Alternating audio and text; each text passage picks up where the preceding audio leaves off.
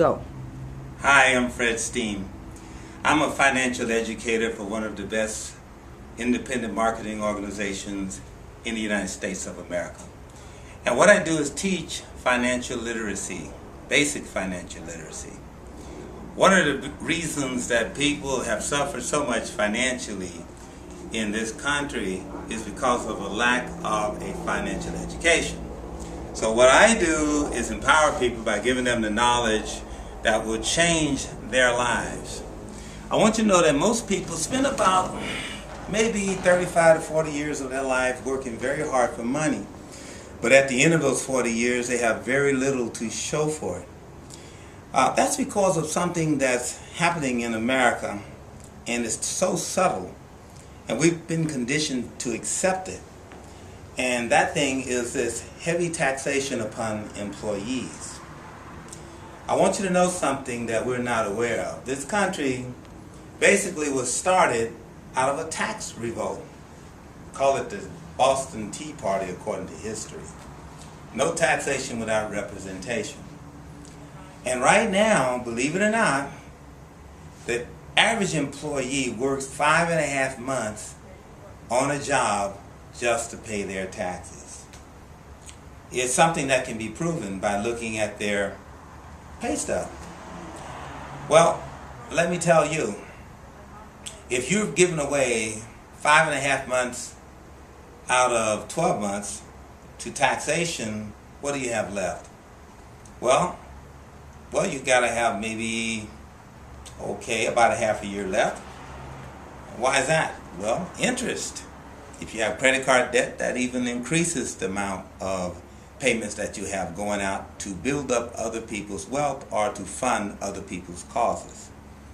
But as Americans, I think the cause that we should champion first is our own cause. We really need to take a look at the taxation. Well, what can we do about it? Well, when teaching basic financial literacy, we teach people that the tax system is actually written to work against employees. Not that I'm teaching taxes, I'm teaching people basic financial literacy. And when it comes to finances, you have to consider taxes. That's just a basic part of it. First of all, if you're an average guy, you got 28% of your taxes that are going out to federal taxation.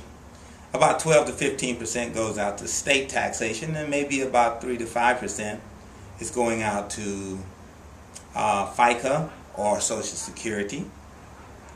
And there are other taxes that we don't think about, like when we pull up to the pump. If you drive, you're pulling up to the pump and paying for gasoline tax.